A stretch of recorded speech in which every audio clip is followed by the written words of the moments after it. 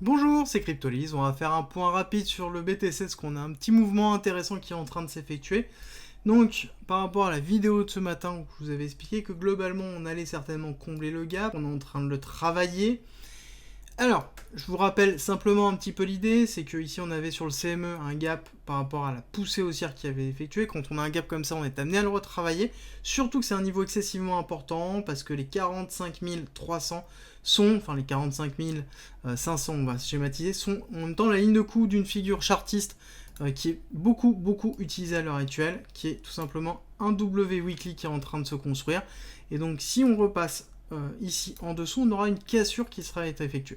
Là, il faut vous dire que dans cette zone-là, ça va être une zone qui va être excessivement défendue pour une raison toute particulière, c'est que là, il y a beaucoup de gens qui sont en train d'acheter le pullback. D'accord ? Quand on a un W weekly comme ça, qu'est-ce qui se passe ? Tout simplement, les gens vont se dire, ok, bah, est-ce que j'ai loupé le train ? Là, on redescend, on reteste la ligne de coup et on repart. Donc là, il y a énormément de gens qui sont en train de se positionner en longue ici pour pouvoir pousser derrière.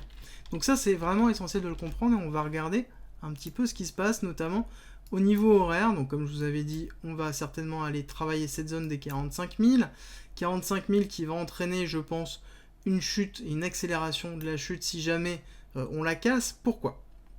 Parce que tout simplement, les gens qui sont, donc comme je vous ai montré sur le travail de cette ligne de coup, vont tout simplement ici remplir d'ordre pour pouvoir racheter derrière le rebond. D'accord ? Ils vont acheter le rebond, donc là ils sont en train d'acheter avec les stop loss qui vont être placés globalement ici pour une première partie pour les moins conservateurs. Pour les plus conservateurs vont être placés dans les 42 000. Donc là on va avoir des poches de liquidité monstrueuses qui vont se trouver ici. Voilà. Là on a une énorme poche de liquidité en dessous des 44 500 jusqu'à globalement 41 000. Ça c'est vraiment important de l'avoir en tête, c'est qu'on a une poche de liquidation monstrueuse qui est effectuée. Là, on a à côté une zone de rachat aussi qui est excessivement conséquente ici. Alors, il y a une partie d'actualité, il y a Mika, une partie de Mika qui a été acceptée au Parlement. Faut que je regarde un peu où ça en est d'ailleurs. Mais derrière, juste en purement graphique, sans parler de la partie fondamentale, ce qu'il faut comprendre, c'est que soit on va descendre tout doucement jusqu'à la fin des 45 et on va bien rebondir pour faire derrière déployer et valider le chartisme derrière et donc aller chercher au moins les 50 000, 51, 52 voire plus si jamais on a une accélération du cours. Mais là, il y a très peu de personnes qui se positionnent en short. Voilà.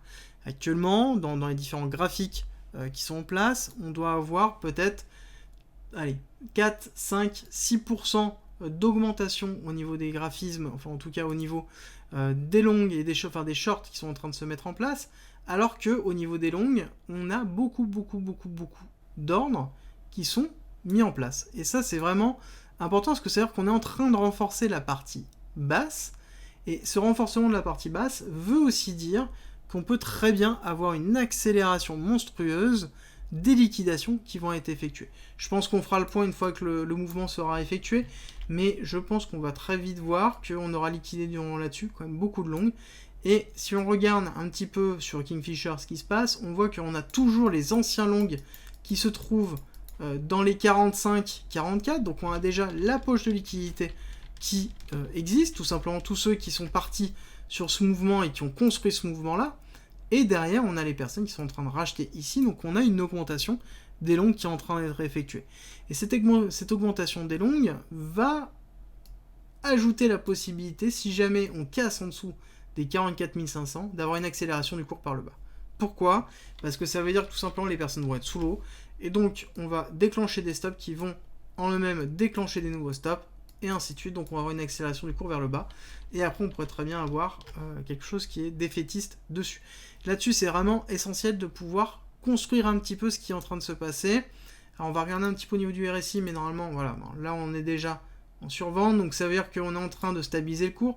Je pense qu'on peut très bien se retrouver sur quelque chose qui va remonter progressivement comme ça au niveau du RSI, et quelque chose qui va continuer à faire comme ça. Pourquoi pas ? Pour toucher les 45 000, et après remonter suffisamment pour pouvoir possiblement soit avoir une attaque du bas, donc tentative de liquidation de ceux qui sont en bas. Si jamais on repart à la hausse, bon du coup c'est bon, c'est défendu, ça a été totalement racheté. Par contre, si on casse les 44 500, là je pense qu'on peut voir quelque chose où on va redescendre à vrai très fort. Et d'ailleurs, si on regarde un petit peu rapidement ce qui s'est passé les autres fois, donc là on est en 1 heure, si on regarde par exemple ici ce qui s'est passé, nous avons eu une accélération du cours qui a été très forte sur cette chute ici, d'accord. On a continué à chuter tout le long, d'accord, ici, pourtant le RSI est monté. Deuxième chute qui s'est effectuée, on part derrière en dessous des 30, et pareil, on remonte le RSI dans une phase de reconstruction, et on rechute derrière, et ainsi de suite.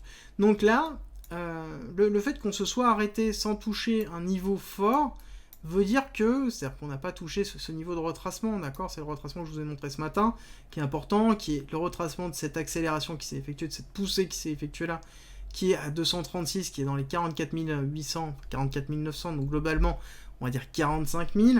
On ne l'a toujours pas touché, donc on n'a pas travaillé ce niveau essentiel dessus, et qui peut justement jouer. Par contre, on est sur le niveau de cette dernière poussée, de ce dernier mouvement qui a été effectué, donc on est quasiment sur ce niveau-là. Donc là, je pense que potentiellement, on peut avoir un travail qui va être effectué, une consolidation du cours, une remontée du RSI, et on va travailler les 45. Et là, par contre, il faudra vraiment surveiller. Est-ce que les gens vont appuyer sur le champignon au niveau de l'Open Interest? Donc je vous invite à regarder sur CoinAlyse un petit peu ce qui se passe par rapport à ce que je vous fais comme d'habitude. Pour l'instant, on est toujours dans les 75K de l'Open Interest. On est toujours sur un ratio de 1,6, on n'a pas d'augmentation, on a juste une augmentation des longues. Là, principalement, on a une grosse augmentation des longues, et c'est la seule chose qui me fait un petit peu peur. C'est-à-dire qu'on a une diminution des shorts, on a un open interest qui reste identique, on a une augmentation des longues. Ça veut dire quoi? Ça veut dire que tout simplement, les leviers sont en train de s'inverser, on se retrouve avec des leviers derrière nous, et donc du coup, on n'a plus rien à liquider devant. Voilà. C'est juste ça, donc là il va falloir vraiment assurer toutes vos positions si jamais vous êtes en longue sur les alts surtout, parce qu'on pourrait très bien avoir une accélération de la perte. Et pareil, si vous voulez jouer le rebond, il faudra le jouer à partir de 45 500, je pense qu'on peut commencer à le jouer, ça pourrait être intéressant. Par contre, voilà, vous savez que si on casse les 44 500, là par contre ça peut être un peu compliqué. 45 500 pour commencer à le jouer, et 44 500 pour se dire une accélération du cours, et c'est le même principe.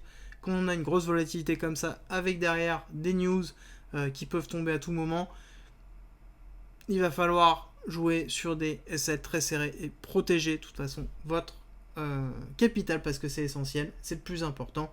Donc faites attention à votre exposition pour être sûr de ne pas louper les prochains coches. Si tu aimes mon contenu, like, partage et abonne-toi, ça m'aide énormément.